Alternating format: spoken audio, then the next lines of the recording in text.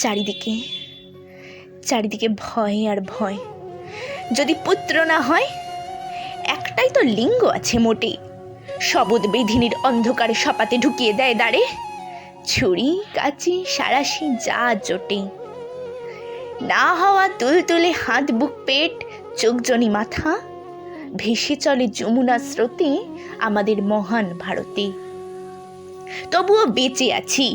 ফুটপাতে টায়ার জ্বালিয়ে ভাত ফুটোয় যে অর্ধনগ্ন নারী, তাকে বলি বেঁচে থাকো। মুখে স্নো পাউডার মেখে পার্কের বেঞ্চে বসে থাকা উৎসুক রমণীকে বলি বেঁচে থাকো। শীততাপ নিয়ন্ত্রিত ঘরে অলঙ্কিতা দুঃখিতাকে বলি বেঁচে থাকো। মধ্যরাতে ঘরে ফেরা বার মাতালের অনগ্ন বধূকে বলি বেঁচে থাকো। বেঁচে থাকো নারী, তুমি বেঁচে ওঠো, প্রচণ্ড বেঁচে ওঠো। আমি লিপস্টিক, আইশ্যাডো, ফেসিয়াল, আমি পার্ক স্টিক, আমি হাড় কাটালেন। নির্ভীত জ্যোৎস্নার নির্জনতম অশ্রু, আমি বৌঠান মীরা, বনলতা সেন। পুরুষ আমার প্রেমিক ও চিরশত্রু, তবুও তাদেরই সবচেয়ে ভালোবাসি। পদবল্লভে ওরা চুমু খায়, তবুও আমরা ওদের বউ, মেয়ে, সেবাদাসী। আমি সেই মেয়েটি যে গত কোনো শতাব্দীতে 5 বছর বয়সে মালা দিয়েছিল গঙ্গাযাত্রীর গলায়।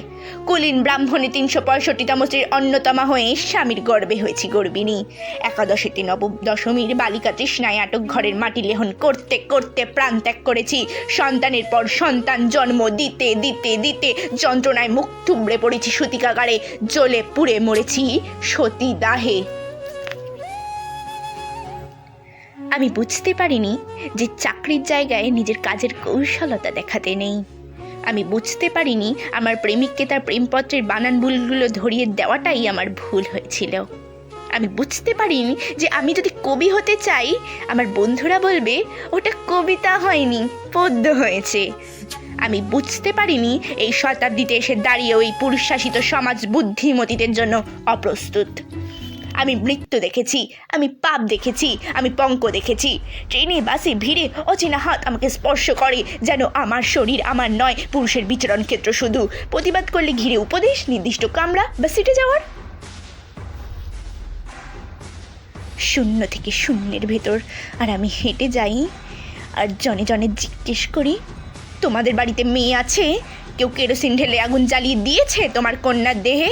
একটু রাত করে বাড়ি ফেরা তোমার মেয়েটিকে প্রস্তাব কেউ দিয়েছে অন্ধকার পাড়ার মোড়ে?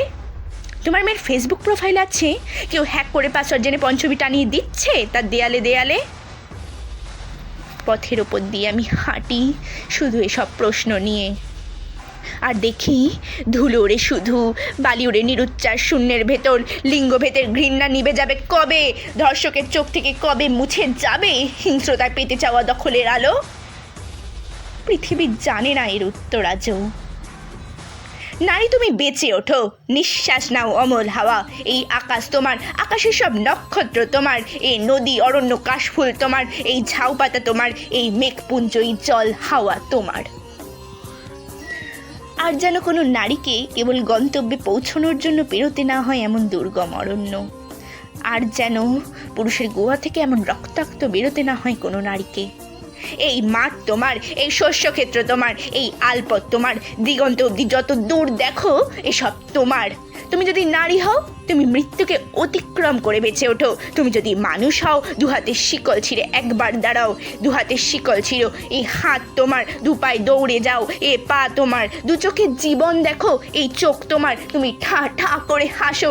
এই ঠোঁট চোখ বিভা তোমার, তুমি আতন্ত তোমার, তুমি আঙুল তোমার।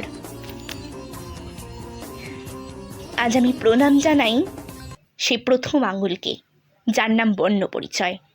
সেই অগ্নিশুদ্ধ পরম্পরাকে, সেই সব পুরুষ রমণীকে, ঊনবিংশ শতাব্দীর অন্ধকার হাতুড়ি জ্ঞানের আলো জ্বালিয়ে এক জন্মে যারা আমার জন্ম জন্মান্তরের দরজা খুলে দিয়েছেন। আমি আজ প্রেমের জন্য ফেলে যাচ্ছি আরাম, সরপাঞ্জিত সাতান্নির জন্য ফেলে যাচ্ছি কৃতদাসের চপচৌষ, জেগে থাকার জন্য ফেলে যাচ্ছি ভাত ঘুম, যন্ত্রণার জন্য ফেলে যাচ্ছি সুখ, জ্ঞানের জন্য ফেলে যাচ্ছি অন্ধকার, আনন্দের জন্য ফেলে যাচ্ছি সাফল্য, অমৃতের জন্য ঐশ্বর্য। আমার এই চলার পথে দেবতারাও আতঙ্কে স্তব্ধ হয়ে বলতে থাকবেন, বাবিবাং ভয়ং ঘোরাং মুক্ত কেশী চতুর্ভুজা কালিকাং দক্ষিণাং মুন্ডমালব বিভূষিতা। আর আমার এই চলার চারপাশে মুন্ডহীন অসংখ্য দেহ ছটফট করতে থাকবে। সভ্যতার দেহ, প্রগতির দেহ, উন্নতির দেহ, সমাজের দেহ।